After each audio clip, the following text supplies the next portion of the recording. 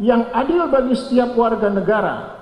Terlebih lagi, negara Republik Indonesia telah meratifikasi International Covenant on Civil and Political Rights, Kovenant Internasional tentang hak-hak sipil dan politik ICCPR, yakni melalui Undang-Undang Nomor 12 Tahun 2005 tentang pengesahan International Covenant on Civil and Political Rights, Kovenant Internasional tentang hak-hak sipil dan politik.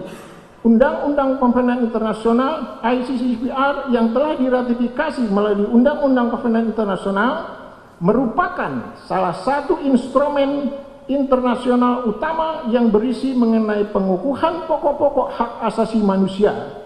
Dalam ketentuan yang telah diratifikasi tersebut, negara telah berjanji untuk memberikan jaminan guna melakukan pemulihan terhadap seseorang yang hak-haknya telah dilanggar dalam kaitannya dengan pelaksanaan tugas institusi negara atau penegak hukum. Adapun ketentuan dimaksud adalah sebagai berikut. Pasal 14 angka 3 huruf A mengenai hak yang dilanggar.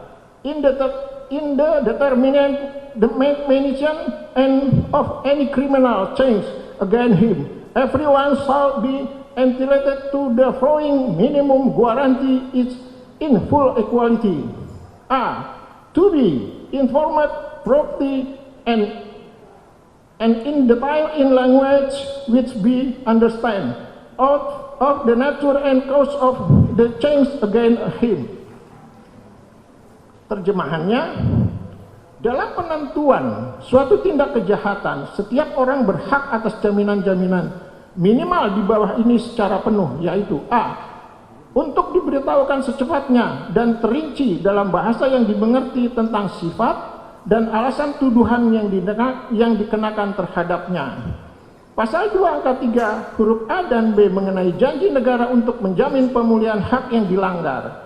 Each state party to the present covenant undertakes A.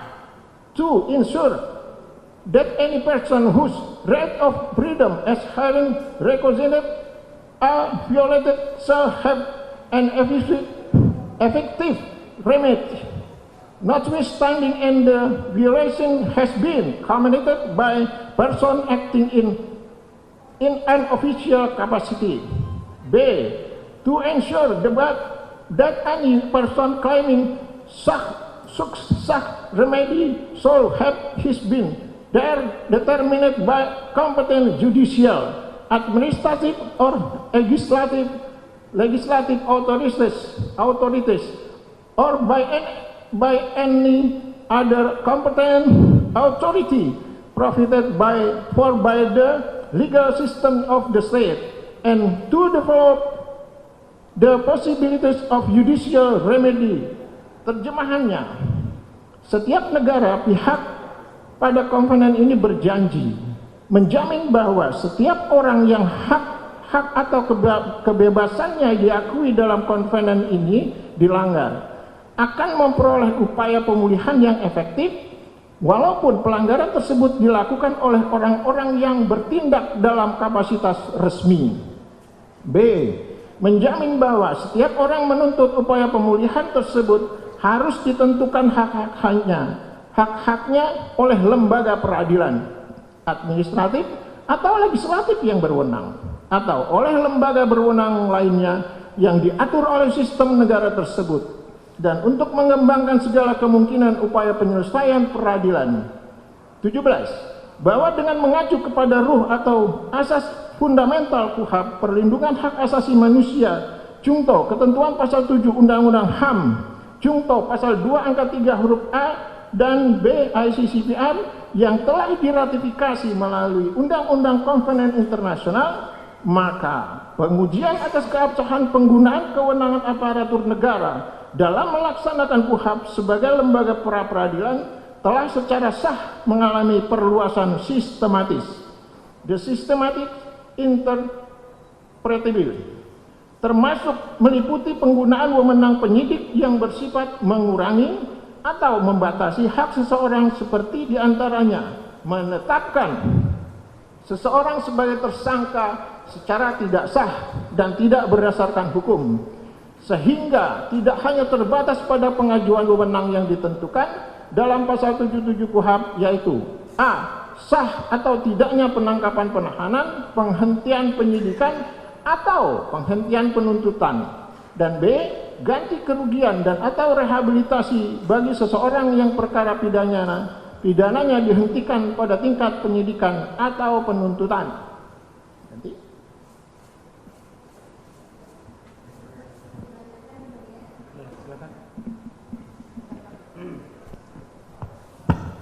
Kewenangan Pengadilan Negeri Jakarta Selatan mengadili perkara Kewenangan Pengadilan Negeri Jakarta Selatan mengadili perkara pra-peradilan dan legal standing pemohon. 18. Angka 1 Pasal 1 angka 10 KUHP Junto Pasal 77 huruf A KUHP, penentuan Pengadilan Negeri berwenang untuk memeriksa dan memutus sah atau tidaknya suatu penetapan tersangka, penangkapan dan penahanan. Pasal 1 angka 10 pra-peradilan adalah wewenang Pengadilan Negeri untuk memeriksa dan memutus menurut cara yang diatur dalam undang-undang ini tentang a. sah atau tidaknya suatu penangkapan dan atau penahanan atas permintaan tersangka atau keluarganya atau pihak lain atas kuasa tersangka. B. Sah atau tidaknya penghentian penyidikan atau penghentian penuntutan atas permintaan demi tegaknya hukum dan keadilan. C. Permintaan ganti kerugian atau rehabilitasi oleh tersangka atau keluarganya atau pihak lain atas kuasanya yang perkaranya tidak diajukan ke pengadilan.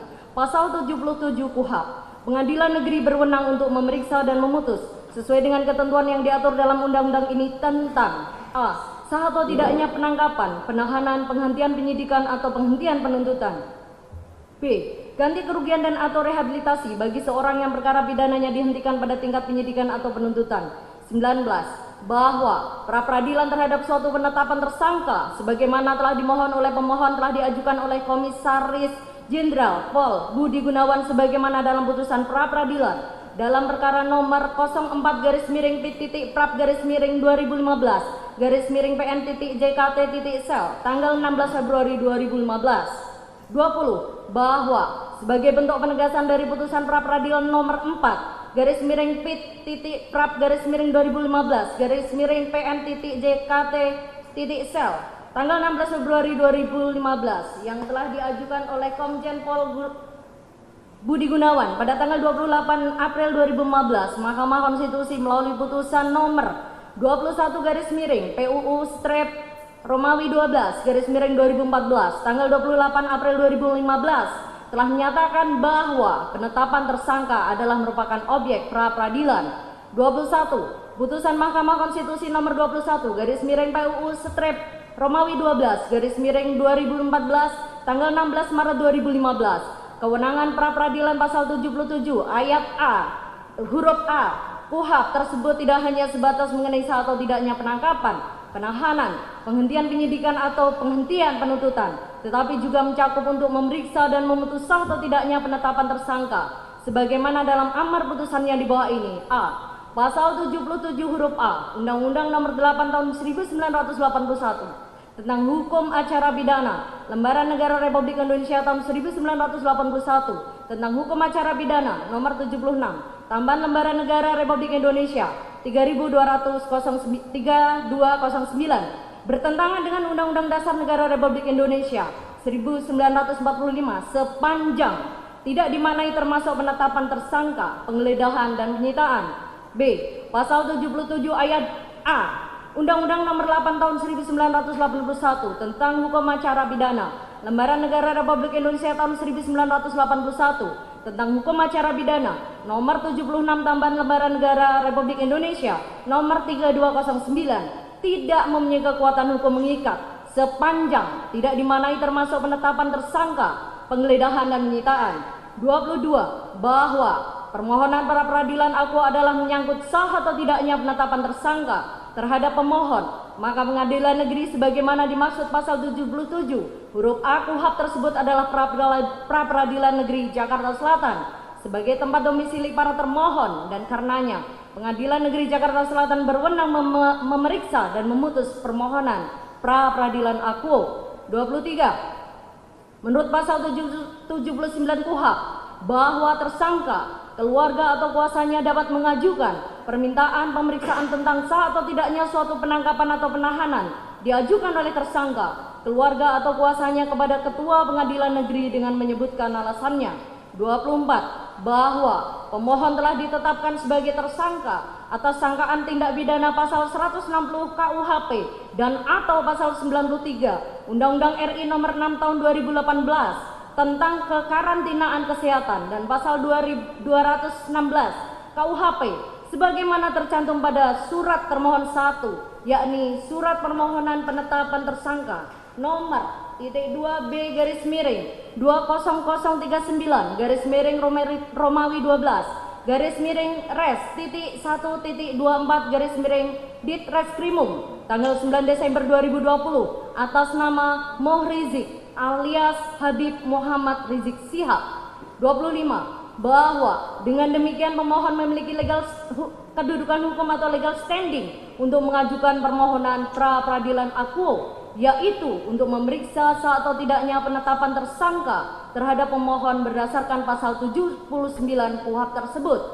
Yang ketiga, alasan permohonan pra peradilan. A. Kekaburan penyelidikan dan penyidikan. 26. Bahwa pemohon menikahkan anak perempuannya bernama Syarifah Najwa Shihab dengan Habib Irfan Alaidrus. 27. Terkait pernikahan tersebut, pemohon dan keluarga hanya membuat undangan terbatas yang terkirim hanyalah 17 undangan. 28. Saat bersamaan, DPP FPI juga membuat acara maulid yang juga mengundang pemohon. 29. Bahwa acara pernikahan tersebut disetujui dan dihadiri oleh pihak KUA Tanah Abang, serta acara maulid diketahui dan disetujui oleh pihak Wali Kota Administrasi Jakarta Pusat.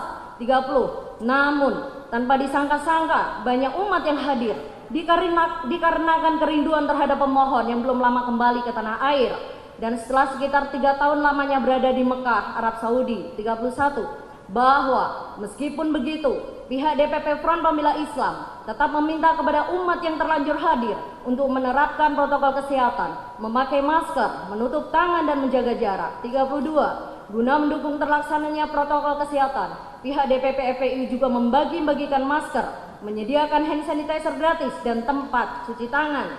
33. Pembagian masker, hand sanitizer dan tempat cuci tangan tersebut juga didukung dan dibantu oleh pihak Badan Penanggulangan Bencana Daerah BPBD DKI Jakarta yang merupakan bagian dari Satgas Covid-19 DKI Jakarta. 34. Bahwa untuk mendukung terciptanya jarak, pihak Dishub DKI juga menutup jalan KS Tubun, mengupayakan tetap tercipta space atau ruang yang layak untuk jaga jarak atau social distancing.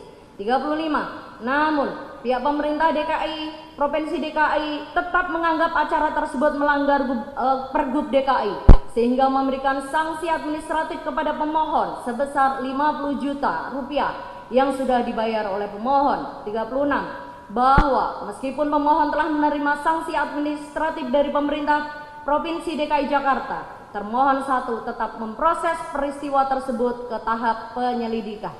37. Bahwa penyelidikan dan penyidikan merupakan satu rangkaian proses, keduanya dapat dibedakan namun tidak dapat dipisahkan. 38. Pasal 1 ayat 5 Undang-Undang Nomor 8 Tahun 1981 tentang Kitab Undang-Undang Hukum Acara Pidana menyebutkan penyelidikan adalah serangkaian tindakan penyelidik untuk mencari dan menentukan suatu peristiwa yang diduga sebagai tindak pidana guna menentukan dapat atau tidaknya dilakukan penyidikan menurut cara yang diatur dengan undang-undang ini. 39. Sementara dengan penyidikan disebutkan dalam pasal 1 ayat 2 KUHP, yakni penyidikan adalah serangkaian tindakan penyidik dalam hal dan menuntut cara yang diatur dalam undang-undang ini untuk mencari serta mengumpulkan bukti yang dengan bukti itu membuat terang benderang tindak pidana yang terjadi dan guna menemukan tersangkanya. 40. M. Yahya Harahap menyampaikan pendapatnya dalam buku Pembahasan Permasalahan dan Penerapan KUHP edisi kedua halaman 109 sebagai berikut. Pada tindakan penyelidikan, penekanan ditekankan pada tindakan mencari dan menemukan suatu peristiwa yang dianggap atau diduga sebagai tindak pidana. Pada penyidikan, titik berat tekanannya diletakkan pada tindakan mencari serta dapat menemukan dan menentukan pelakunya. Dari penjelasan dimaksud hampir tidak ada perbedaan makna keduanya, hanya bersifat gradual saja. Antara penyelidikan dan penyidikan adalah dua fase tindakan yang berwujud satu. Dengan demikian, penyelidikan berfungsi sebagai tindakan awal untuk menentukan suatu peristiwa, apakah termasuk peristiwa pidana atau bukan. 41. Sebagai suatu rangkaian kesatuan proses antara penyelidikan dan penyidikan menunjuk pada suatu kondisi terdapatnya hubungan antar keduanya, dengan catatan sepanjang diyakini berdasarkan fakta hukum adanya peristiwa pidana, maka dapat ditingkatkan ke tahap selanjutnya, yakni penyidikan. 42. Fakta menunjukkan dalam proses penyelidikan dan penyidikan terhadap pemohon adalah menyangkut ketidakterhubungan antara keduanya. Di sini terdapat inkonsistensi menunjuk pada beberapa hal sebagai berikut. A. Pertama, menyangkut tentang laporan polisi nomor LP-2.10/2020/SPKT-PMJ tertanggal 25 November 2020 yang sebelumnya tidak ada tahap penyelidikan. Sementara itu, penyelidikan didasarkan pada adanya laporan informasi nomor LI-11/2020/PMJ/Ditreskrimum tertanggal 15 November 2020. B. Lokus delikti pada tahap penyelidikan disebutkan Jalan Paksi Petamburan 3, Tanah Abang, Jakarta Pusat dengan tempus delikti tanggal 14 November 2020. Ternyata pada tahap penyidikan disebutkan lokus delikti dan tempus delikti yang berbeda. Lokus delikti menuju Jalan Tebet Utara 2B, Kecamatan Tebet, Jakarta Selatan, dan Jalan KS Tubun, Kelurahan Petamburan, Kecamatan Tanah Abang, Jakarta Pusat, dan tempus delikti pada tanggal 13 dan 14 November 2020. C. Ketiga, pada penyelidikan tidak ada disebut pasal 160 KUHP. Pasal tersebut kemudian baru ada pada penyidikan. Hal ini tentu sangat prinsip dan oleh karenanya patut dipertanyakan dan oleh karenanya dipermasalahkan dalam permohonan pra peradilan ini. Dikatakan demikian oleh karena menyangkut peristiwa pidana yang telah ditetapkan dalam tahap penyelidikan. 43. Dalam tahap penyelidikan hanya terdapat 2 pasal saja, yaitu pasal 93 junto pasal 9 Undang-Undang Nomor 6 Tahun 2018 tentang kekarantinaan kesehatan dan atau pasal 216 KUHP.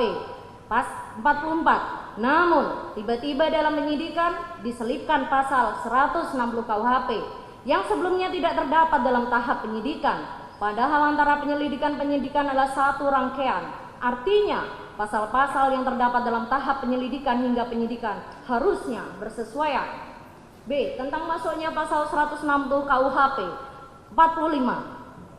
Bahwa patut diduga mengenai pasal 160 KUHP kepada pemohon diselipkan agar semata dijadikan dasar oleh termohon 1 sebagai upaya untuk menahan pemohon yang selama ini kritis mengkritik ketidakadilan yang terjadi selama ini. 46. Putusan Mahkamah Konstitusi nomor 7/PUU/Romawi 7/2009 telah mengubah rumusan delik penghasutan dalam pasal 160 KUHP dari delik formil menjadi delik material, di mana seseorang yang melakukan penghasutan baru bisa dipidana bila terdapat adanya pihak yang terhasut dan berujung pada terjadinya tindak pidana lain sebagai akibat seperti kerusuhan atau sebuah perbuatan anarki. 47. Bahwa mengenai pasal 160 KUHP sebagai delik material terhadap pemohon haruslah pula didasarkan pada bukti atau alat bukti material, bukan semata-mata berdasarkan selera termohon 1. Bukti material haruslah menyatakan bahwa telah terjadi suatu tindakan pidana yang sudah diputus oleh pengadilan dan telah berkekuatan tetap sebagai akibat yang dihasilkan oleh adanya suatu hasutan. 48. Bahwa dengan ini kami sudah mensomat termohon 1 agar menghadirkan bukti-bukti material tersebut dalam pembuktian sidang pra peradilan aku. 49. Bahwa kami juga mensomat termohon untuk menghadirkan BAP atas saksi-saksi yang menyatakan dirinya telah terhasut oleh pemohon. 50. Bahwa jika termohon 1 tidak mampu menghadirkan bukti-bukti material dan menghadirkan BAP atas saksi yang mengaku terhasut oleh pemohon, maka teranglah bahwa pasal 160 KUHP tidak bisa disangkakan kepada pemohon karena tidak ada satupun bukti material yang disyaratkan sebagaimana telah diuraikan di atas. 51. Bahwa pasal 93 junto pasal 9 Undang-Undang Nomor 6 Tahun 2018 tentang kekarantinaan kesehatan juga salah jika disangkakan kepada pemohon karena selain tidak ada penetapan karantina wilayah, juga tidak ada penetapan kedaruratan kesehatan. Dalam hal ini karantina wilayah dan PSBB yang diumumkan oleh pemerintah pusat, Sekyu Menteri Kesehatan yang diakibatkan oleh perbuatan pemohon, sebagaimana disyaratkan dalam pasal 49 ayat 3 Undang-Undang Nomor 6 Tahun 2018 kekarantinaan kesehatan, karantina wilayah dan pembatasan sosial berskala besar, sebagaimana dimaksud pada ayat 1 ditetapkan oleh Menteri pasal 5.52 bahwa kalaupun ada penetapan PSBB itu bukan disebabkan oleh pemohon atau peristiwa pernikahan anak pemohon ataupun acara Maulid Nabi Muhammad SAW di Petamburan atau sudah ditetapkan sebelumnya, sehingga tidak ada satupun bukti yang menunjukkan bahwa perbuatan pemohon telah mengakibatkan kedaruratan kesehatan yang diikuti oleh penetapan kedaruratan kesehatan dari pemerintah pusat. Dalam hal ini, Menteri Kesehatan 53 bahwa masuknya pasal 160 KUHP pada penyidikan dipertanyakan dengan serius. Pada prinsipnya, esensi dari perbuatan menghasut adalah upaya untuk menggerakkan orang lain supaya melakukan perbuatan tersebut yang dikehendaki oleh penghasut, dan perbuatan tersebut merupakan perbuatan yang dilarang. Sebelumnya, pada tahap penyelidikan pasal 160 KUHP tidak ada. Di sini dipertanyakan perbuatan tersebut apa yang dimaksudkan. Jika penyidik mengaitkan dengan pasal 9 ayat 1 junto pasal 93 Undang-Undang Nomor 6 Tahun 2018 tentang kekarantinaan kesehatan dan pasal 216 KUHP, maka tidak pada tempatnya. Tidak ada persentuhan atau tidak ada keterhubungan antara pasal 160 KUHP dengan pasal 9 ayat 1 junto pasal 93 Undang-Undang Kekarantinaan Kesehatan dan pasal 216 KUHP.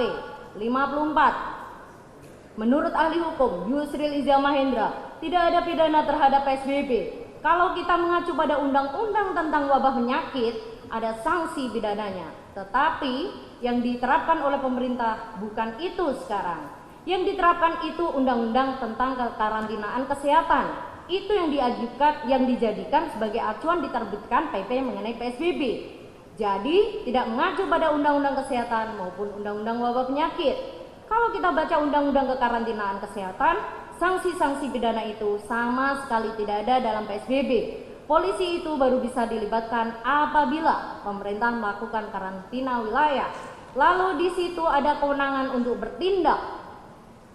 Sumber https://liputan 6 New Red Yusril warga langgar PSBB Corona tidak bisa dipidana 12 April 2020 diakses pada tanggal 14 Desember 2020 pukul 2 waktu Indonesia Barat. 55. Ahli hukum Abdul Khair Ramadan mengatakan sistem penanganan pandemi COVID-19 yang diterapkan oleh pemerintah, baik pemerintah pusat maupun pemerintah daerah, adalah pembatasan sosial berskala besar PSBB, bukan sistem karantina wilayah. Dasar hukum keberlakuan menunjuk pada peraturan pemerintah nomor 21/2020 tentang pembatasan sosial berskala besar dengan rangka percepatan penanganan coronavirus disease 2019 COVID-19.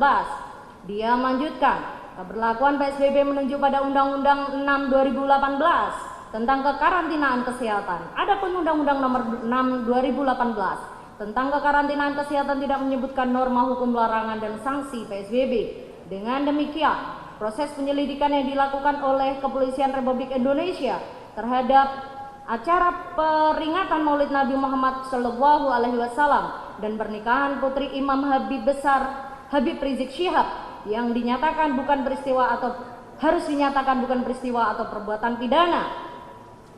Sumber WW Kompas, artikel video Habib Rizik Center Kerumunan Petamburan harus bukan pidana. 19 November 2020 diakses pada tanggal 14 Desember 2020 pukul 2.05 menit 56. Pakar hukum tata negara dan pemerintah Universitas Parahyangan Unpar Asep Warlan Yusuf menegaskan pelanggaran kebijakan PSBB tidak bisa dipidana.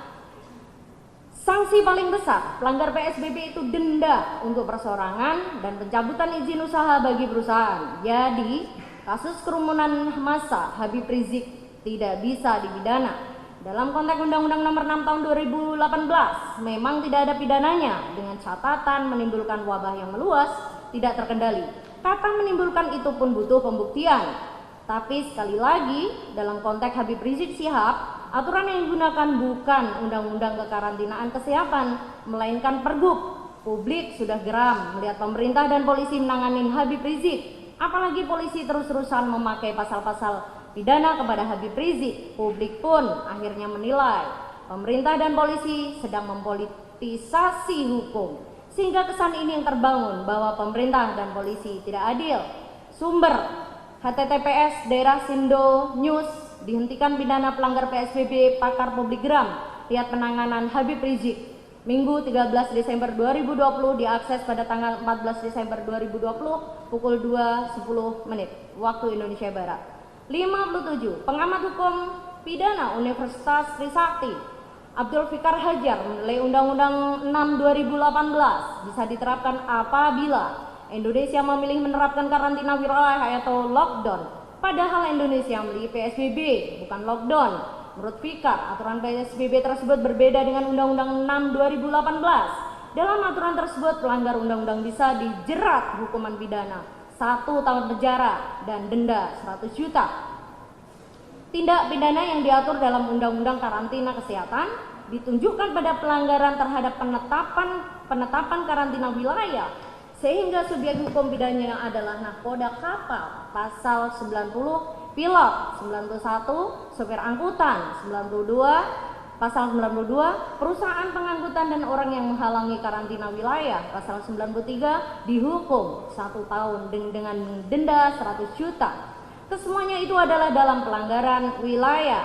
Sumber E-News Nasional Indonesia tak pilih lockdown, pengamat pelanggar PSBB tak bisa dipidana. Sabtu 20 Desember 2020 diakses pada tanggal 14 Desember 2020 pukul 2:15 waktu Indonesia Barat. 58. Dengan demikian, tidak ada delik dalam PSBB, tidak ada delik dalam protokol kesehatan, termasuk tidak terbatas kerumunan yang lainnya juga. Dengan tidak adanya tindak pidana asal atau predikat crime, maka pemberlakuan pasal 160 KUHP juga telah kehilangan objeknya. Dalam delik penghasutan ada 2 subjek delik, yaitu orang yang melakukan penghasutan dan orang yang dihasut. Dapat dikatakan delik aqua adalah berpasangan. 59. Lebih lanjut, Mahkamah Konstitusi melalui putusan nomor 7/PUU strip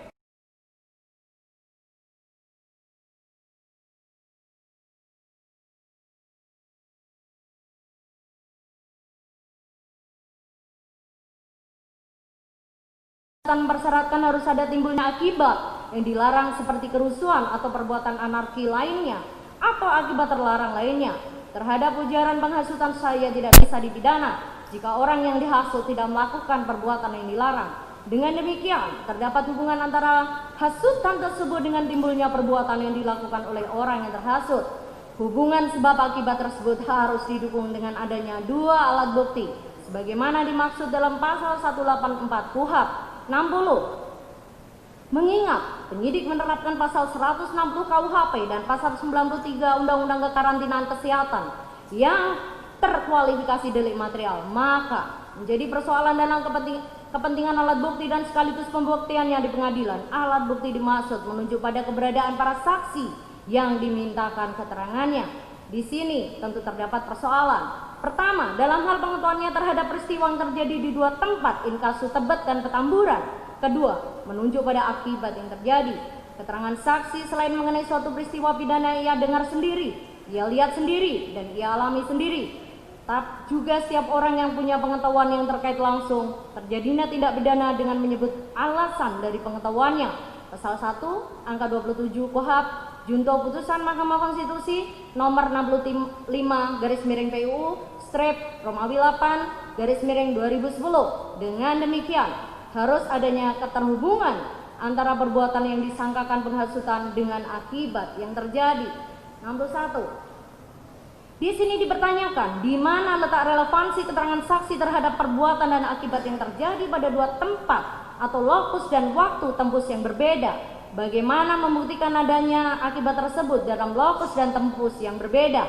Akibat pula menunjuk pada pembuktian apakah benar terjadinya penularan terhadap seseorang yang diklaim reaktif COVID-19 dapat dipastikan secara sah sebab menghadiri acara Maulid Nabi Muhammad Sallallahu Alaihi Wasallam dan pernikahan pada dua tempat tersebut.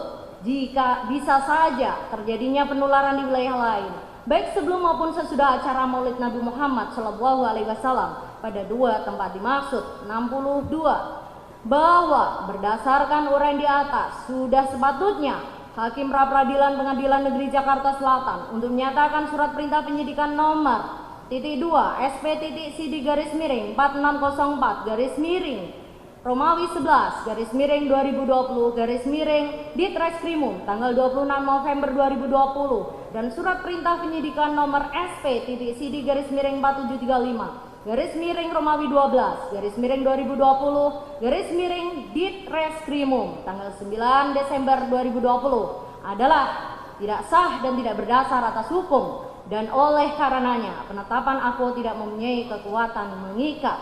C. Pemanggilan terhadap pemohon dan saksi-saksi yang tidak sah. 63. Bahwa sebelum ditetapkan sebagai tersangka, pemohon belum pernah satu kali pun diperiksa sebagai saksi.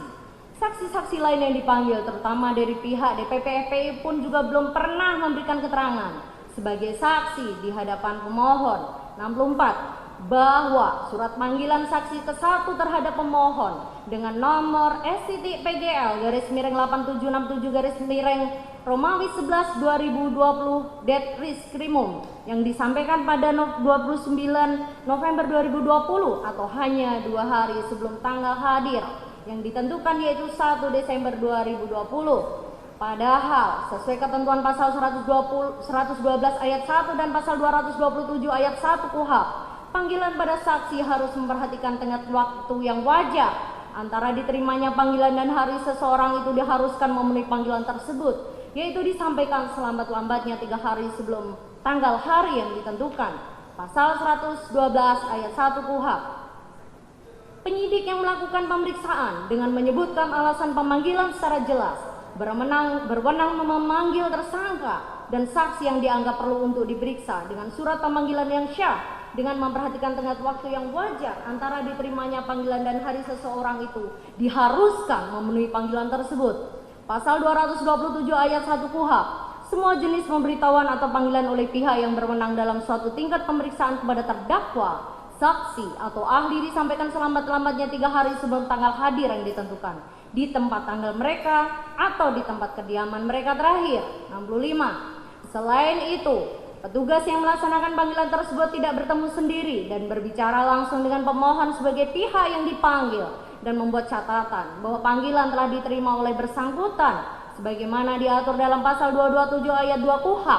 Hal tersebut memiliki konsekuensi bahwa panggilan pertama harus dianggap tidak sah atau dengan kata lain tidak pernah ada, sehingga panggilan selanjutnya lah yang harus dianggap sebagai panggilan pertama, sehingga pemohon harus dianggap 1 kali menerima panggilan sebagai saksi, yaitu surat nomor S.PGL_8821 Romawi 12/2020 Ditreskrimum tertanggal 2 Desember 2020. Namun dikarenakan pemohon masih dalam pemulihan, tim kuasa hukum mendatangi pihak termohon 1 untuk mengirimkan surat pemberitahuan bahwa pemohon tidak bisa hadir. Harusnya termohon 1 menjadwalkan kembali pemeriksaan ataupun membuat surat panggilan baru, bukan malah menetapkan pemohon sebagai tersangka. 66. Bahwa surat panggilan 1 terhadap Habib Idrus bin Ali bin Habsyi dengan nomor surat S.PGL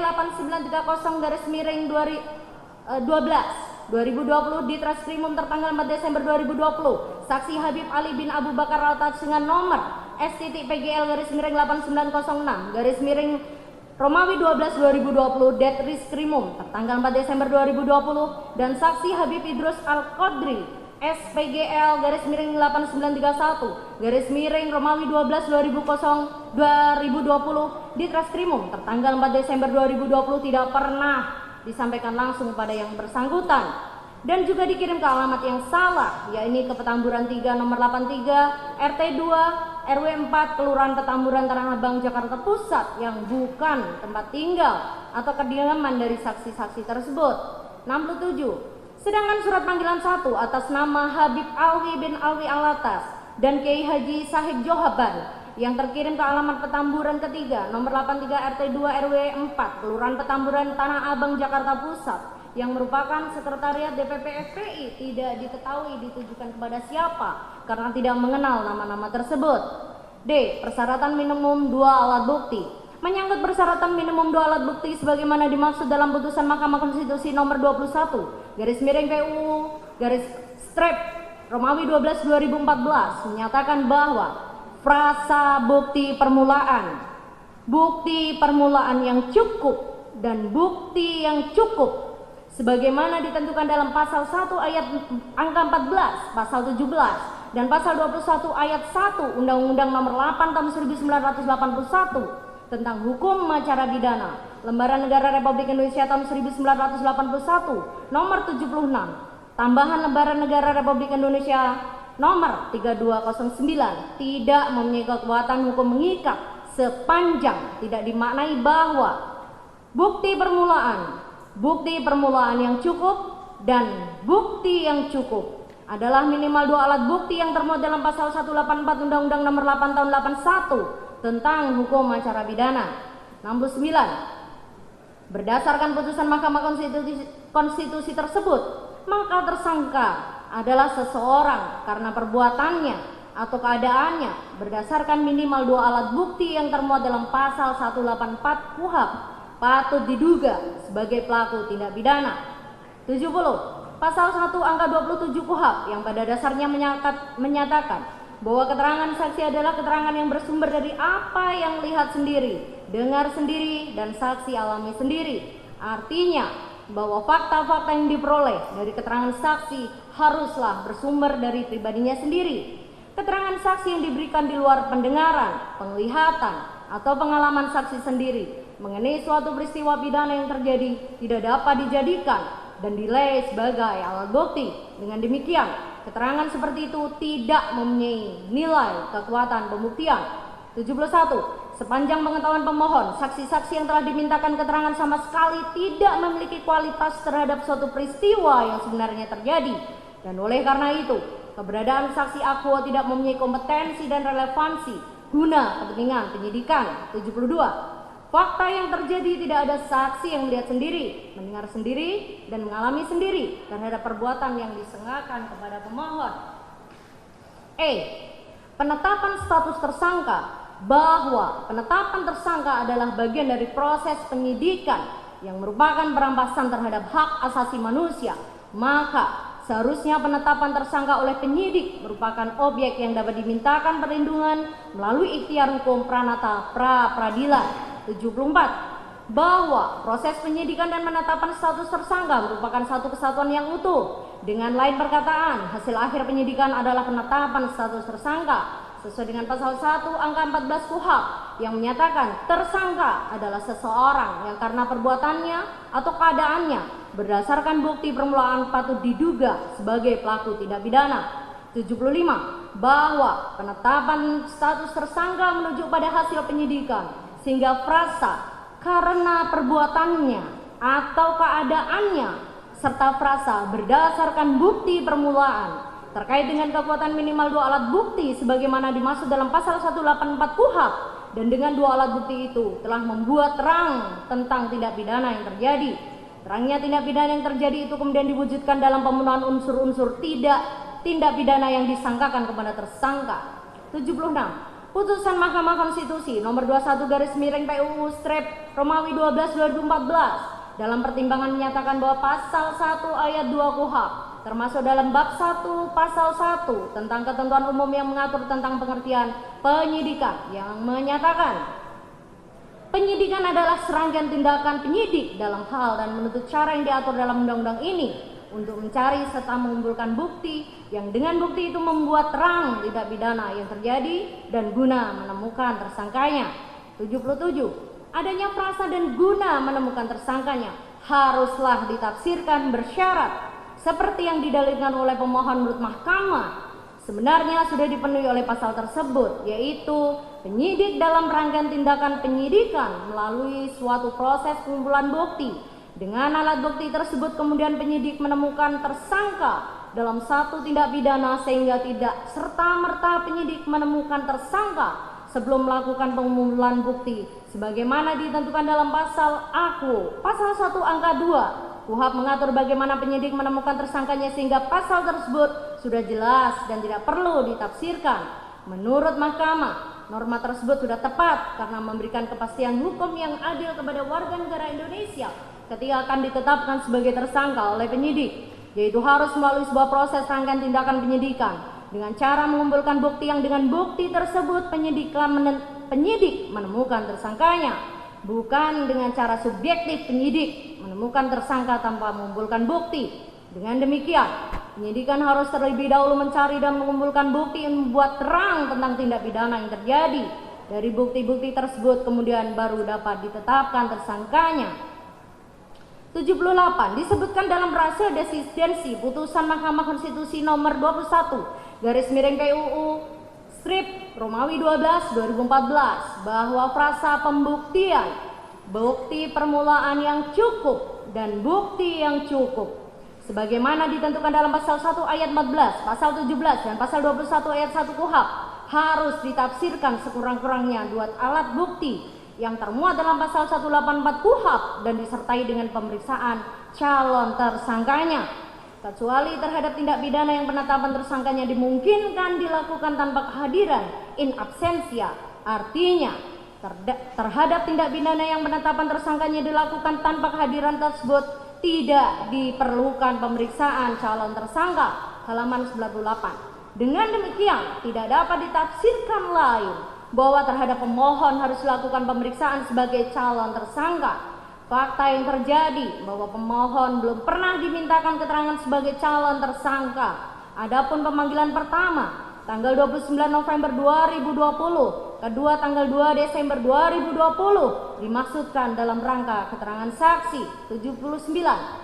Bahwa dengan tidak ditempuhnya prosedur sebagaimana ketentuan dalam KUHP mengenai penyelidikan, penyidikan serta tata cara pemanggilan dan pemeriksaan saksi serta tidak konsekuensinya pencantuman pasal-pasal antara tahap penyelidikan dengan tahap penyidikan, masalahnya pengenaan pasal-pasal terhadap pemohon yang tidak pula didukung oleh bukti-bukti material, maka sudah seharusnya penetapan tersangka kepada pemohon oleh termohon 1 harus dianggap tidak sah dan tidak mempunyai kekuatan hukum yang mengikat, dan oleh karenanya pemohon harus dibebaskan dari segala akibat hukum penetapan tersangka, termasuk namun tidak terbatas pada penghentian perkara atau SP3, mengeluarkan pemohon dari tahanan atau segala bentuk penahanan. 80. Bahwa termohon 2 selaku Kepala Kepolisian Metro Jaya merupakan pihak yang bertanggung jawab atas apa yang dilakukan oleh termohon 1. Termohon 2 telah gagal mengawasi dan membina termohon 1 untuk bekerja secara profesional dan bertanggung jawab sebagaimana dalam pasal 7 huruf B Peraturan Pemerintah Nomor 23 Tahun 2007 tentang Daerah Hukum Kepolisian Daerah Republik Indonesia. Penanggung jawab Daerah Hukum Kepolisian Hukum Indonesia adalah B. Kepala Kepolisian Daerah untuk wilayah provinsi. 81.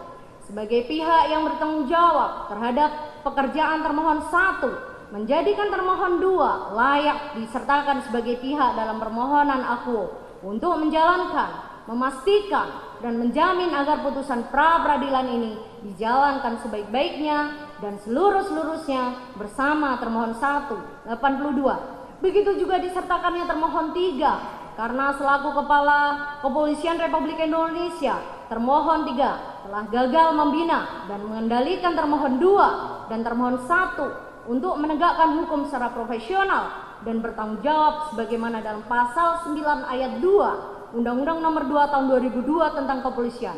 Kapolri memimpin Kepolisian Republik Indonesia dalam melaksanakan tugas dan tanggung jawab A. Penyelenggaraan kegiatan operasional kepolisian dalam rangka pelaksanaan tugas kepolisian negara Republik Indonesia. B. Penyelenggaraan pembinaan kemampuan kepolisian negara Republik Indonesia.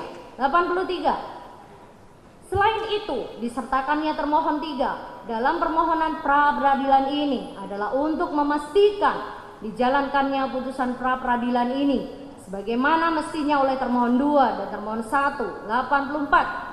Berdasarkan uraian di atas adalah sangat beralasan menurut hukum dan memenuhi rasa keadilan bagi pemohon apabila penetapan tersangka terhadap pemohon sebagaimana terdapat dalam surat pemberitahuan penetapan tersangka nomor B-Res-2,12/Res.1.24/Ditreskrimum tanggal 9 Desember 2020 atas nama Mo Rizik alias Habib Muhammad Rizik Syihab adalah tidak sah, tidak berdasar hukum, dan oleh karenanya tidak mempunyai kekuatan hukum yang mengikat. 85. Bahwa dengan tidak sahnya penetapan tersangka terhadap pemohon, sudah sepatutnya pula Hakim Pra-Peradilan pada Pengadilan Negeri Jakarta Selatan untuk menyatakan segala penetapan yang dikeluarkan lebih lanjut oleh termohon yang berkaitan dengan penetapan tersangka terhadap diri pemohon. Dalam hal ini, surat perintah penangkapan nomor SP.Kap-Romawi 12/2020/Ditreskrimum tanggal 12 Desember 2020 dan surat perintah penahanan nomor SP.Han-2118/Romawi 12/2020 Ditreskrimum tanggal 12 Desember 2020 adalah tidak sah dan oleh karenanya tidak mempunyai kekuatan mengikat dan karenanya pemohon harus dikeluarkan dari tahanan. Berdasarkan hal-hal yang telah pemohon kemukakan di atas, dengan ini memohon agar Ketua Pengadilan Negeri Jakarta Selatan memutus sebagai berikut. 1. Menerima permohonan pra-peradilan pemohon untuk seluruhnya. 2. Menyatakan surat perintah penyidikan nomor SP.4604/Romawi 11/2020/Ditreskrimum tanggal 26 November 2020 dan surat perintah penyidikan nomor SP.4735/Romawi 12/2020/Ditreskrimum tanggal 9 Desember 2020 adalah tidak sah dan tidak berdasar atas hukum dan oleh karenanya penetapan akuo tidak mempunyai kekuatan mengikat. 3. Menyatakan penyidikan yang dilaksanakan oleh termohon 1 terkait peristiwa pidana sebagaimana dimaksud dalam penetapan tersangka terhadap diri pemohon sebagaimana dimaksud dalam pasal 160 KUHP dan atau pasal 93 Undang-Undang RI nomor 6 tahun 2018 tentang kekarantinaan kesehatan dan pasal 216 KUHP adalah tidak sah dan tidak berdasar atas hukum dan oleh karenanya penyidikan akuo tidak mempunyai kekuatan mengikat. 4. Menyatakan penetapan tersangka kepada pemohon yang dilakukan termohon 1 beserta jajarannya adalah tidak sah, tidak berdasar hukum dan oleh karena itu tidak mempunyai kekuatan hukum yang mengikat. 5. Menyatakan segala penetapan yang dikeluarkan lebih lanjut para termohon yang berkaitan dengan penetapan tersangka terhadap diri pemohon termasuk dalam hal ini surat perintah penangkapan nomor SP.2502/Romawi 12/2020/Ditreskrimum tanggal 12 Desember 2020 dan surat perintah penahanan nomor (2) SP.Han-2118/Romawi 12/2020/Ditreskrimum tanggal 12 Desember 2020 adalah tidak sah dan oleh karenanya tidak mempunyai kekuatan mengikat. 6. Memohonkan kepada para termohon untuk mengeluarkan pemohon dari tahanan serta merta serta putusan akuo dibacakan sejak putusan akuo dibacakan. 7. Memerintahkan kepada para termohon untuk menerbitkan surat perintah penghentian perkara atau SP3 apabila majelis hakim berpendapat lain, mohon putusan yang seadil-adilnya. Assalamualaikum warahmatullahi wabarakatuh. Para penasihat hukum. Baik ya. Baik. Sebelum kita melanjutkan acara berikutnya, terhadap permohonan ini ada yang mau diperbaiki? Ada. Jadi kita ada tambahan yang mulia. Ini berakhir di poin 80. Ya. Ada perbaikan poin 45, poin berapa lagi? Kemudian ada penambahan posita. Itu dari poin ya. Penambahan positanya dari poin 86. Ini berakhir 85 yang mulia. Sudah siap gitu kan? Sudah siap. Kami lanjutkan, kami bacakan. Serahkan beliau. Oh, serah ya. Perbaikan. Nah, perbaikan dulu. Tidak merubah substansi ya? Tidak.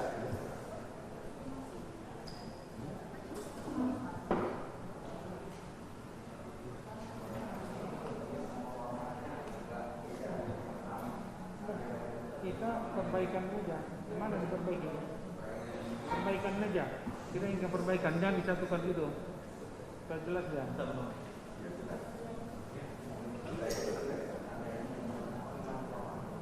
Karena dia perbaikan itu kan memperbaiki ini menjadi ini menjadi ini, itu aja loh. Jadi jangan dirubah terus secara keseluruhan. Ini kan sudah ada masuk, ini sudah masuk di CPP juga. Kemudian jika ada perbaikan, monggo silakan diajukan perbaikan secara tersendiri.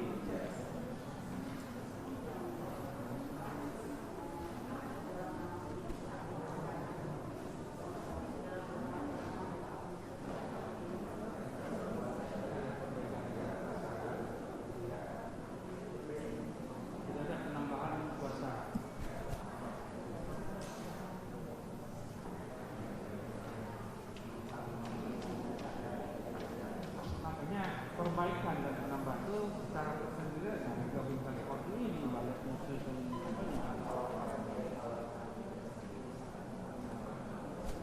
jadi itu dalam hukum acara juga seperti itu toh, jadi supaya dia lebih jelas.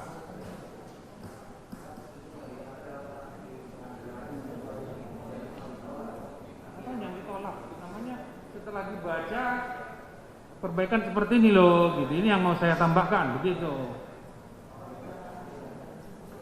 Terus kemana? Ke kita yang mana?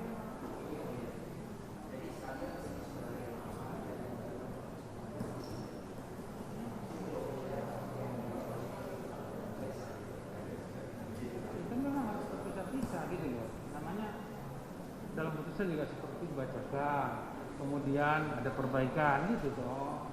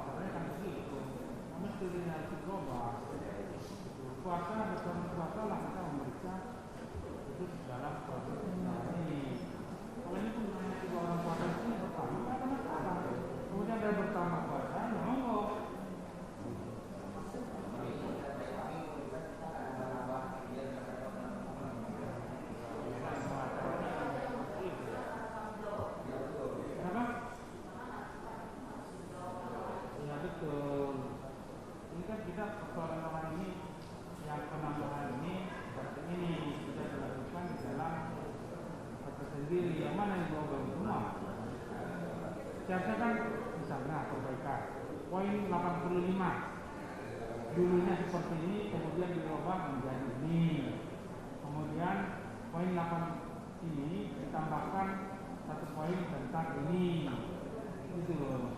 Jadi supaya memang tidak seperti ribet sekali ya, ini atau dirubah kan atau ulang lagi kembali secara dasar. Itu persoalannya, supaya jelas dan tegas, itu yang harus kita lakukan. Gimana dari apa, dari apanya apa, berarti kita skor sampai jam berapa bisa buka? hari ini. Jam berapa? Siangnya. Saya kan ini sebenarnya bisa tinggal formatnya dia frame perbaikan aja yang dimunculkan gitu loh. Kami perbaikan ini gitu. Setelah zuhur ya. Bisa ya?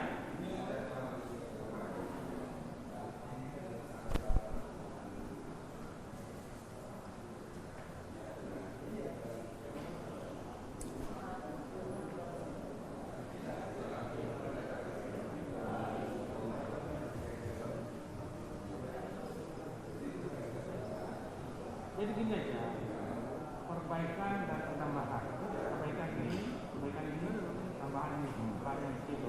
Akan kita jelas membacanya. Ya, kita skor sampai jam 1:30 ya. 1:30. Ini kan sudah ada sertifikat ya. Tinggal merubah format saja, yang diperbaiki dan yang ditambah itu jelas.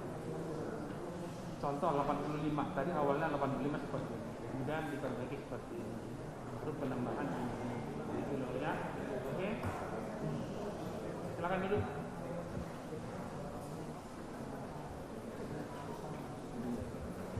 Ini di bawah ini.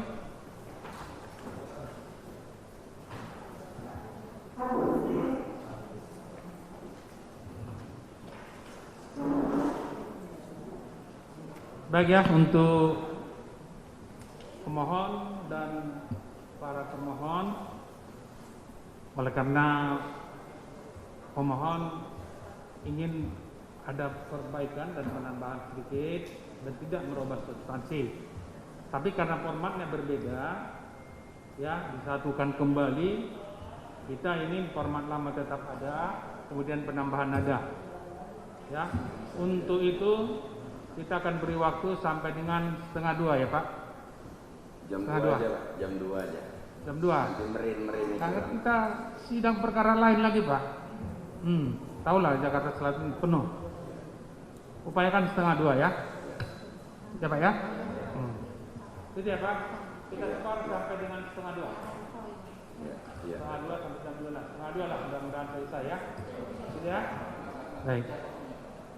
Jelas untuk pihak pemohon? Jelas. Termohon juga ya. Baik. Demikian sekaligus dengan isoma ini. Sidang diskor sampai dengan 1:30 ya Pak. Para pihak hadir tanpa dipanggil lagi. Dan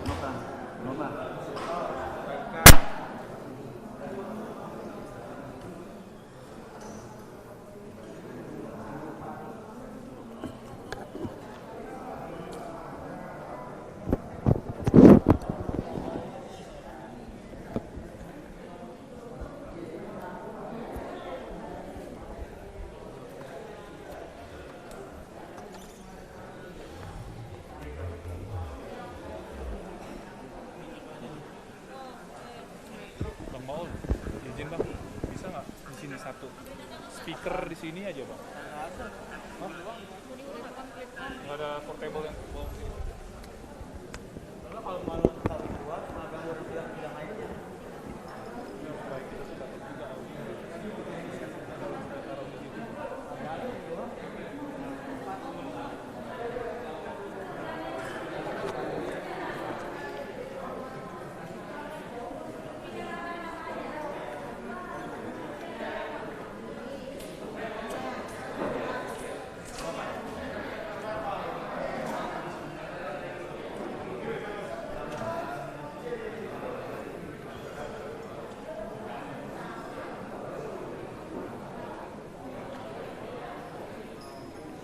Sampai jam berapa? 2.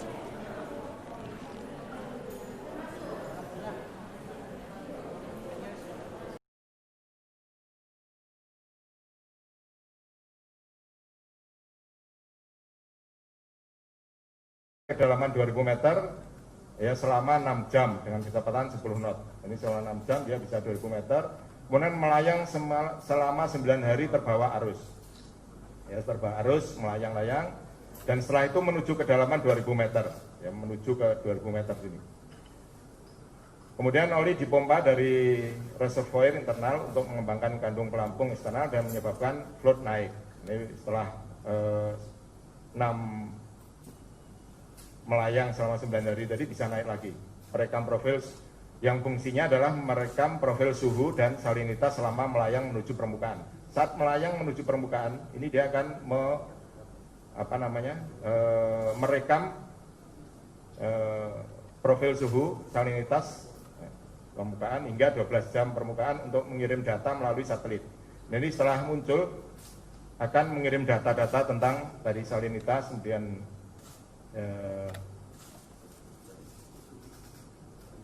suhu dan sebagainya, data-data tentang hidrosonografi di dalam laut ini, dia akan naik dan mengirimkan data-data melalui satelit.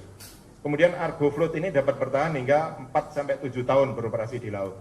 Ini dia bisa melayang-layang terus, bisa bertahan sampai 4-7 tahun di laut ini. Dan ini dikendalikan dari kapal. Bisa juga mereka mengikuti arah arus untuk mencari data-data yang nantinya dia akan muncul untuk mengirimkan data tersebut ke satelit. Lanjut. Kemudian ini underwater sea glider. Underwater sea glider ini ya alatnya persis seperti ini. Jadi ini namanya adalah underwater sea glider. Sama mereka diluncurkan, alat ini diluncurkan dari kapal, membuat rute trek lain dan misi operasi. Dia akan membuat trek lain yang sudah dikendalikan, kemudian dilepas di laut dan menjalankan misinya. Ya, menjalankan misinya. Dia bisa turun ke dasar laut dengan memancarkan sensor, CTD, klorofil, oksigen, kedalaman, dan sensor itu tujuan untuk mendeteksi seabed dan obstacle. Kemudian saat muncul ke permukaan, sensor ini juga merekam CTD, klorofil, dan oksigen. Sampai timbul ke permukaan, UAV ini mengirimkan data, mengirimkan posisi, operator dapat merubah misi dan melihat konektivitas instrumen atau motor check. Dan sea glider ini juga dapat bertahan hingga 2 tahun beroperasi di laut. Jadi alat ini juga bisa berjalan mengikuti arah arus. Ya, arah arus karena di sini sebenarnya ada kemudinya yang bisa mengikuti arah arus. Jadi bisa tenggelam, kemudian mengumpulkan data bathymetri tentunya, kemudian arah arus, juga kedalaman, ya, data-data tentang bathymetri laut. Kemudian mereka dia bisa bertahan hingga 2 tahun beroperasi di laut, nah bisa dikendalikan, kemudian datanya begitu muncul, datanya masuk pada satelit ini, satelit langsung datanya diambil oleh kapal yang mengoperasikan. Lanjut. Nah ini ilustrasi dari alat tersebut. Ya, ini ya, bisa melayang, muncul, begitu diturunkan. Nah, ini berjalan terus ini, jalan lama, berjalan bisa sampai 2 tahun tadi berjalan. Tapi setiap saat mereka akan muncul, memberikan data, kemudian diisi lagi, dia akan Nah ini datanya langsung masuk satelit dan lalu ke satuan pengendali di daratnya. Nah ini sama fungsinya juga mengumpulkan data-data bathymetri bawah laut, bisa salinitas, kedalaman, kemudian arah arus dan sebagainya. Lanjut. Nah ini data-data float, ya data-data float yang sudah tersebar di dunia ini, di lautan. Ini datanya. Ini datanya dapat dari website. Ya, dari website bahwa saja ini sudah datanya sudah tersebar. Lanjut. Nah, kemudian penyebaran Argo Float yang berada di dalam pelayaran yurisdiksi NKRI, ini yang merah-merah ini. Ini juga dasarnya sama dari website. Nah, ini yang berada dalam pelayaran yurisdiksi NKRI yang merah ini dan sekitarnya ini yang hijau ini di JTE. Nah, lanjut. Nah, ini data temperatur, suhu, kedalaman, ini untuk data yang dikumpulkan oleh data underwater sea glider tadi atau ArgoFloat. Kemudian klorofil untuk mendeteksi kesuburan bawah laut. Kemudian oksigen, tadi yang mengumpulkan oksigen untuk mengetahui kadar oksigen di bawah laut. Kemudian kedalaman, bisa batimetri atau kedalaman. Kemudian metan untuk mengumpulkan hidrokarbon, paling sederhana, gas alam bawah laut. Ya, ini untuk keperluan industri. Kemudian akustik recording merekam suara ikan. Ya, ini terutama untuk migrasinya, keberadaan kumpulan ikan, ikan paus dan lumba-lumba. Ini juga bisa untuk kegiatan industri perikanan khususnya, di mana kalau di situ banyak plankton berarti juga banyak ikan, sehingga bisa mengarahkan kapal-kapal perikanannya ke daerah tersebut. Kemudian current untuk arus laut, ini arus arahnya kemana, kecepatannya berapa dan sebagainya, ini bisa didata oleh tadi ArgoFloat maupun underwater sea glider tadi. Kemudian water column profile, yaitu profil kolom air. Kemudian base data dapat berupa intensitas ikan, seabed, classification, dan tumbuhan laut secara koral. Jadi lanjut. Ya, ini sekilas tentang sea glider tersebut. Ya, bahwasanya alat ini banyak digunakan untuk keperluan survei atau untuk mencari data hidrosonografi di lautan, dan ini bisa diakses ya melalui website oleh semua negara, bisa mengakses data yang diterima ini. Tentunya alat ini bisa digunakan untuk industri maupun bisa digunakan untuk pertahanan, tergantung siapa yang memakai. Apabila digunakan untuk industri atau tentunya tadi dari dasar laut tadi untuk pengeboran, kemudian untuk mencari ikan, ya data-data. Tapi kalau dipakai pertahanan, mungkin bisa digunakan data kedalaman ataupun layernya di laut tadi, di mana kapal selam supaya tidak dideteksi, dicari kedalamannya tadi yang layernya tentunya yang pekat atau tidak. No, berarti yang pekat sehingga kapal selam tersebut tidak dapat dideteksi oleh sonarnya kapal atas air. Sehingga mereka bisa bertahan atau melalui rute-rute yang dia lihat di data tersebut kedalaman lautnya ataupun air lautnya sangat pekat. Dan ini bisa digunakan data-data militer, bisa juga digunakan untuk industri. Ya, jadi dan alat tersebut, bahwa alat tersebut ini saya tidak bisa menentukan siapa pemiliknya ini karena datanya tulisan maupun di luarnya ini tidak ada, sehingga nanti akan kita teliti lebih dalam lagi di uji terusan ini. Tentunya nanti akan kita koordinasikan dengan Kementerian Riset atau BPPT, ya, sehingga kita dapat meneliti lebih dalam tentang penemuan alat tersebut. Ya, demikian mungkin sekilas dari saya, mungkin dari rekan-rekan media ada yang bertanya.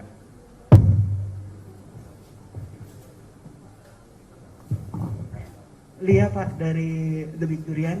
Ya. Yang ingin saya tanyakan kan di dalam itu ada kamera. Ada nggak yang tercapture itu yang kira-kira apa saja sih, Pak, yang mereka sudah ambil data-datanya dari kamera yang ada? Terima kasih. Nah, kamera ini fungsinya juga sama untuk mengambil data tadi, data batimetri, kedalaman, salinitas, arah arus, dan sebagainya. Jadi alat ini tidak bisa untuk mendeteksi kapal selam maupun mendeteksi kapal atas air kita. Jadi ini nggak bisa alat ini untuk mendeteksi seperti sonar yang kita punya di kapal perang, itu tidak bisa.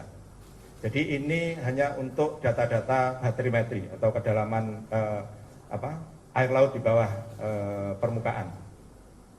Jadi tidak bisa alat ini untuk mendeteksi keberadaan kapal-kapal kita, kapal atas air, bukan kapal kita aja, mungkin kapal-kapal yang melintas tidak bisa. Jadi hanya sebagai data-data bawah air. Ya, tadi fungsinya apabila itu digunakan untuk keperluan industri, ya bisa untuk tadi untuk industri perikanan, kemudian untuk pengeboran, kemudian arah dan kedalaman air laut.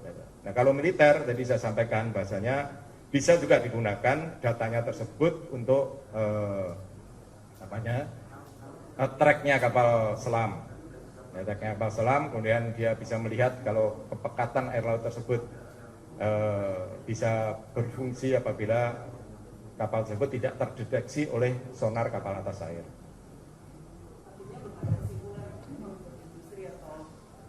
Data-data industri atau yang lain atau mungkin research kan bawah laut, Ya. itu belum ada kesimpulan dari data yang ada saat ini? Bukan kesimpulannya, jadi alat ini dipakai untuk riset, ya lebih pada riset, namun tentunya bagaimana negara yang menerima data tersebut menggunakannya untuk apa. Ya. Jadi alat ini lebih pada untuk riset bawah laut, karena memang alat ini tidak bisa mendeteksi kapal, tidak bisa untuk mendeteksi kapal, jadi bukan untuk kegiatan mata-mata dan sebagainya. Kita tidak punya, ya, kemungkinan bukan Indonesia, namun ada juga katanya yang sudah kerjasama dengan negara lain untuk keperluan riset. Nah, kami belum tahu siapa yang sudah kerjasama untuk melaksanakan riset dengan negara lain menggunakan alat ini. Nantinya kita akan koordinasikan lebih jauh dengan kementerian lembaga terkait apakah ada kerjasama tentang alat ini. Iya. Pak, Kompas TV mau tanya terkait tadi kan memang belum ada indikasi lebih lanjutnya, masih didalami lagi, tapi kalau berbicara soal pengamanan ke depannya seperti apa, pengawasannya seperti apa, karena ada juga pengamat militer yang meminta agar lebih berhati-hati gitu dengan ditemukannya alat ini. Nah, kalau dari Angkatan Laut sendiri seperti apa, Pak? Ya, tentunya kita akan lebih ketat lagi mengawasi tentang kapal-kapal riset yang berada di perairan kita, karena alat ini lebih diluncurkan dari kapal-kapal riset. Ya, sebenarnya bisa juga sih diluncurkan oleh kapal perang asing, ya, tapi dalam meluncurkan ini kan mereka tentunya ada prosesnya, ya, sehingga setiap kapal asing maupun kapal riset asing yang berada di perairan Indonesia akan lebih kita amankan lagi yang lebih ketat, ya, khususnya di alur-alur internasional maupun di perairan bebas seperti di JTE. Ya, sehingga dengan adanya keberadaan alat ini kita juga wajib tentunya harus alert dengan kehadiran atau masuknya kapal-kapal asing di wilayah kita, ya khususnya di jalur-jalur internasional, di ALKI maupun di JTE kita. Karena keberadaan alat ini juga belum diatur di dalam UNCLOS maupun di dalam aturan di negara kita. Mungkin dengan adanya seperti ini nanti kita akan ajukan untuk mungkin ada perpres yang menyatakan bahwa alat ini beroperasi dilarang di Indonesia. Karena alat ini tidak mempunyai imunitas. Yang mempunyai imunitas adalah kapal perang. Kapal perang negara atau kapal pemerintah negara lain punya imunitas. Nah, ini belum diatur imunitasnya. Sehingga mereka bisa beroperasi di mana-mana. Apalagi nanti kalau mereka beralasan bahwa sudah tidak bisa dikendalikan sehingga larut terus, sehingga ditemukan di mana-mana. Ya, mereka bisa beralasan demikian. Dan sampai saat ini juga tidak ada negara yang mengklaim ini punya siapa. Sehingga nanti akan kita laporkan tentunya melalui Kemlu untuk penemuan ini. Pak, berarti artinya sudah ada komunikasi dengan beberapa negara ya terkait dengan kepemilikan alat ini? Belum kita komunikasikan, tapi kemarin dari publikasi rekan-rekan media, saya yakin negara-negara lain sudah tahu itu punya siapa dan sebagainya. Pasti sudah nyampe ke negara-negara yang memiliki peralatan sea glider seperti ini. Ya, tentunya nanti kita tunggu apakah ada melalui Kemlu yang mengklaim ini. Tapi karena ini kita temukan di perairan teritorial kita, sehingga menjadi tanggung jawab kita. Apakah kita kembangkan untuk riset, apakah kita hancurkan dan sebagainya, ini kewenangannya kita. Karena berada di laut teritorial kita. Terima kasih, Pak. Ya. Sejauh ini dari Angkatan Laut sendiri melihat penemuan ini sebagai ancaman nggak, Pak? Lalu kemudian dari sisi lokasinya sendiri seperti apa, Pak? Mungkin pengamanan dari Angkatan Laut. Ya, yang menjadi ancaman ini ketika ada masuknya kapal-kapal riset ataupun kapal perang asing yang tidak izin di perairan kita. Karena tadi saya sampaikan bahwa Sea Glider ini tidak ada imunitasnya, jadi tidak ada aturan yang mengatur baik di UNCLOS maupun di aturan internasional maupun aturan di nasional sendiri tentang keberadaannya ini. Kalau ini digolongkan merupakan alat perang, nah ini ada aturannya bahwa tidak boleh kita bisa mengklaim negara yang membuat ataupun yang mengoperasikan. Nah kali ini tidak ada. Ya tentunya yang kita waspadai, ya kita patut dan harus waspada dengan adanya alat-alat ini, berarti ada yang mengendalikan dan ada kapalnya yang mengendalikan. Nah kapal ini tentunya akan kita cek apakah dalam mengoperasikan ini ada kerjasama dengan kementerian lembaga terkait. Ya. Nah, kalau tidak ada berarti ilegal masuknya di wilayah kita. Tapi kalau dia mengoperasikannya di perairan internasional, nah ini kita nggak bisa mengklaim. Ya bisa juga beralasan, iya Pak kita luncurkan di laut bebas, tapi ternyata putus kendali sehingga terus tidak terkendali, larut mengikuti arus sampai ditemukan nelayan tersebut. Itu juga bisa mereka beralasan. Namun tadi yang perlu kita garis bawahi bahwa kita Angkatan Laut tetap akan meningkatkan kewaspadaan khususnya di perairan-perairan yang rawan untuk lintas laut, khususnya di ALKI dan di JTE kita, untuk mengawasi atau lebih ketat lagi untuk mengecek keberadaan kapal-kapal asing yang berada di wilayah kita. Ya Pak. Novan dari Jakarta Post Pak, apakah Angkatan Laut sudah memiliki kemampuan untuk mendeteksi Sea Glider atau sejenisnya yang di dalam permukaan, misalnya dengan menggunakan alat-alat anti kapal selam? Dan apakah itu cukup untuk mengcover seluruh laut kita? Dan yang kedua, menyambung pertanyaan teman-teman yang tadi, apakah ada rekaman data di dalam Sea Glider ini dan apakah sudah diekstrak sehingga kita mengetahui datanya apa saja, baik data batimetri maupun fotografi dan videografi, serta apakah sudah bisa dilacak Pak kalau dia mengirimkan sinyal melalui ke satelit, frekuensinya kira-kira berapa, kan mungkin bisa dilacak ini menyambung ke satelit mana, milik negara mana Pak? Terima kasih Pak. Ya tentunya kita bisa Pak mendeteksi ini dengan sonar kita apabila ini berdekatan, karena sonar kita kan bisa mendeteksi kalau dia ada getarannya maupun ada medan magnetiknya tadi. Alat ini kan bekerja di dalam air, ya di dalam air dan muncul ketika akan memberikan data ke satelit tadi. Sehingga apabila pas ada KRI beroperasi dan memancarkan sonar, tentunya bisa alat ini dideteksi. Namun kita kan tidak mungkin dalam operasi yang seluas, jadi kita akan memancarkan sonar terus. Ya tentunya dalam situasi tertentu ataupun ada kontak awal adanya ini bisa kita cari menggunakan sonar. Jadi ada deteksi. Kemudian yang kedua apa tadi? Data-datanya. Apakah data-datanya sudah bisa diekstrak? Jadi gini, kita akan cek dulu apakah data ini sudah dikirim ke satelit tadi. Karena kalau sudah dikirim satelit tadi kosong, apakah sudah diisi lagi? Nah ini akan kita cek. Nah ini belum kita bongkar karena saya ingin segera menyampaikan data dan barang ini pada rekan-rekan media, sehingga belum kita teliti, belum kita bongkar. Nanti makanya kita bawa ke Hidros ini, nanti bersama-sama dengan kementerian lembaga terkait, mungkin BPPT ataupun Kementerian Ristek, kita cek nanti bersama-sama datanya. Ya. Dan apakah ada kemungkinan alat ini memiliki sistem autopilot sehingga dia di set waypointnya Pak?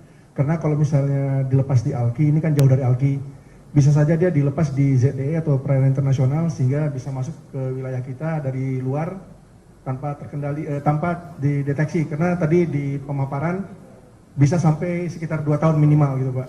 Jadi ini kan cukup kalau misalnya dari Laut Cina Selatan, dari luar, bahkan dari luar ZTE kita bisa sampai ke laut teritorial Pak. Terima kasih Pak. Bisa Pak, jadi alat ini ada GPS-nya ya, semacam GPS untuk dia bisa dikendalikan. Memang dikendalikan alat ini. Nah mungkin hanyutnya ini karena kendalinya putus tadi, kendalinya putus sehingga hanyut. Jadi alat ini bisa dikendalikan. Tapi dia tidak bisa melihat posisi kapal kita. Dari jauh kan dia nggak bisa mendeteksi kapal kita, sehingga alat ini kan nggak bisa untuk dipertemukan dengan kapal kereta, nggak bisa. Jadi dia dioperasikan, nanti dari GPS-nya yang tadi dikendalikan tadi, mereka akan mencari aja sendiri. Kemudian juga bisa juga mereka akan mengikuti arus untuk mencari data tersebut. Jadi lebih banyak mereka pull data terhadap kedalaman laut. Ya, lebih banyak pull data tadi, mengumpulkan data-data tentang barometri atau kedalaman laut. Jadi tidak bisa untuk mendeteksi kapal-kapal kita. Jadi dia nggak bisa masuk ke pangkalan kita terus mendeteksi, bukan. Alat ini bukan untuk itu. Yang lain? Pak, ya, mau tanya. Tadi kan ada GPS ya Pak. Berarti alat ini bisa di-trace nggak sih Pak? Dia udah kemana aja di perairan Indonesia dan sudah berapa lama ada di... Nah, nanti akan kita cek karena belum kita bongkar tadi. Yang mudah-mudahan nanti bisa kita track waypoint pertamanya di mana saja, terus arahnya kemana saja. Ya, tentunya nanti bisa kita cek untuk itu.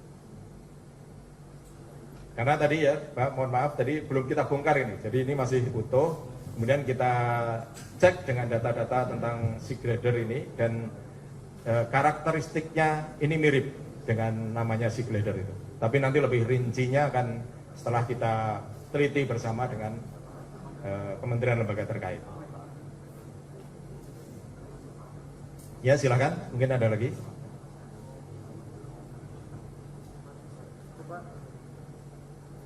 Ya. Cukup Pak. Betul, cukup. Nanti jangan sampai di bawah belum puas. Kalau saya biasanya saya tandangi sampai kapan gitu, sampai silakan sampai betul-betul rekan-rekan paham tentang ini. Jadi jangan sampai nanti dipolitisir atau jadi kita tidak ada tentang isu-isu itu, kita tidak mengenal itu. Bahwasanya saya fokus tentang data yang ada sehingga betul-betul ini saya tampilkan kepada media bahwa inilah alat yang selama ini mungkin dari kemarin-kemarin menjadi perdebatan di media. Jadi supaya jelas bahwa ini loh alatnya dan ini data-datanya tentang itu adalah sea glider. Jadi jangan nanti salah persepsi bahwa seolah-olah alat ini untuk kegiatan mata-mata dan sebagainya. Bahwa alat ini gunanya untuk itu. Pak, mungkin penegasan aja biar tidak salah. Ini kan tadi Bapak bilang belum dibongkar.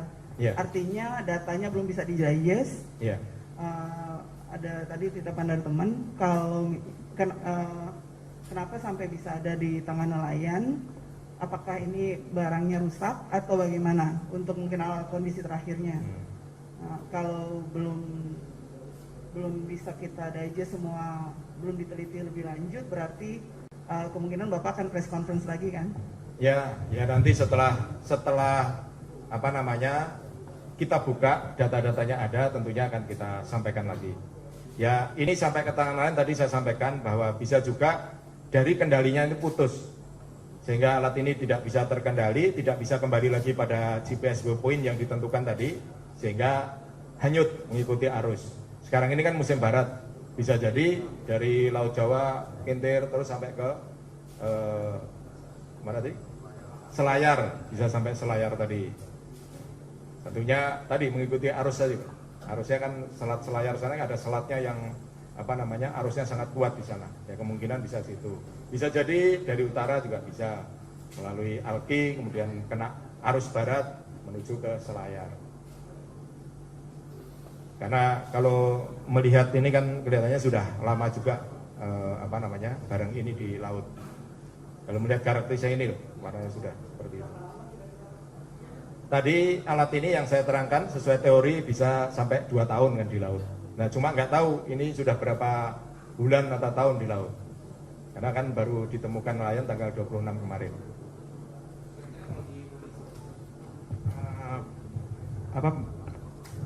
Kemampuan pertahanan kita juga bisa punya sea glider seperti ini atau memang ini hanya buatan luar aja?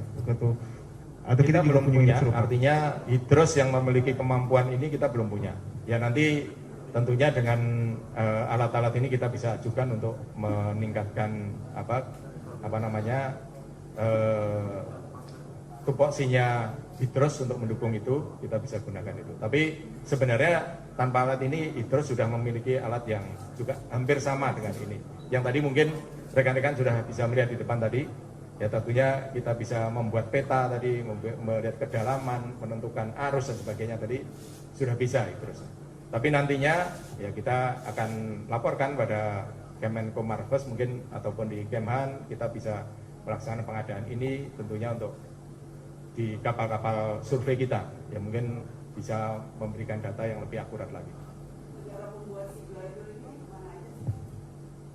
Banyak yang sudah bisa membuat ini, Amerika ada, Perancis juga bisa, kemudian Cina bisa,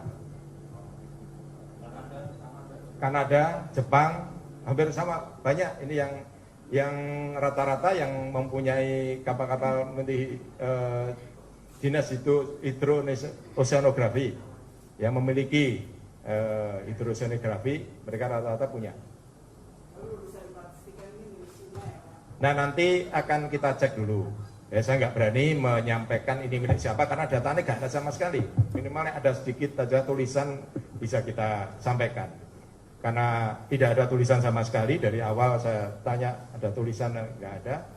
Makanya nanti setelah kita bongkar ini mungkin akan ketahuan ini miliknya siapa. Pak.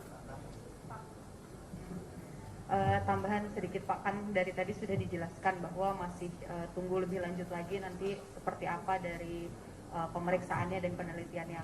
Kalau terkait dengan waktunya Pak, kira-kira berapa lama yang dibutuhkan oleh pihak Hidrosal untuk kemudian meneliti ada apa aja sih materi yang ada di dalam? Berapa lama Pak Kapus ini kira-kira? Bulan? Ya. Kita juga menanyakan tentang bersama-sama dengan kementerian lembaga terkait. Ya, saya beri waktu 1 bulan lah Kapus Hidros untuk bisa menentukan, membuka hasilnya ini. Ya biar ada kepastian nanti daripada, oh ini Pak hasil ini hanya enggak. Saya tentukan aja Kapus Hidros, saya beri tugas sebulan untuk mengungkap ini bersama-sama dengan kementerian lembaga terkait. Oke Pak, terima kasih. Ya. Ada lagi? Baik, kalau nggak ada, saya kira demikian informasi dari saya berkaitan dengan penemuan seal gather ini. Ya silahkan rekan-rekan melihat lebih dekat juga bisa hasilnya ini supaya lebih paham lagi tentang seal gather ini. Ya saya kira demikian. Terima kasih. Wassalamualaikum warahmatullahi wabarakatuh. Selamat pagi, salam sejahtera kita semuanya.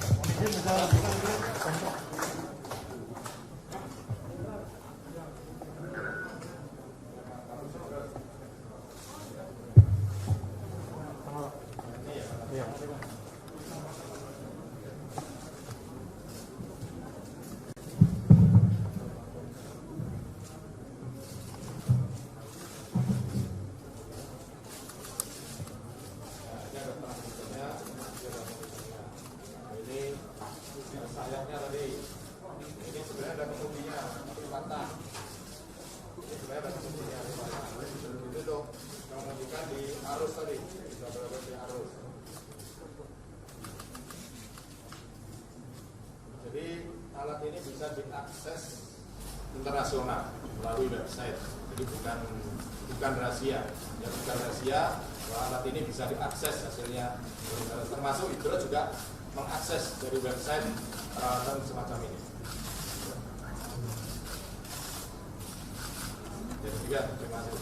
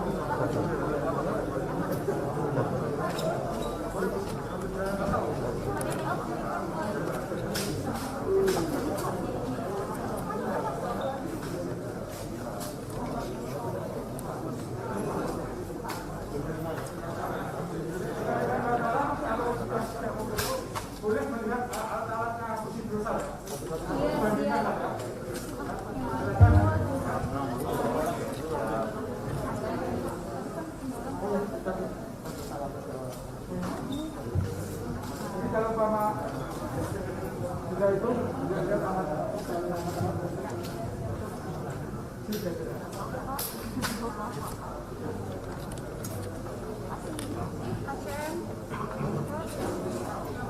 Sabar ya.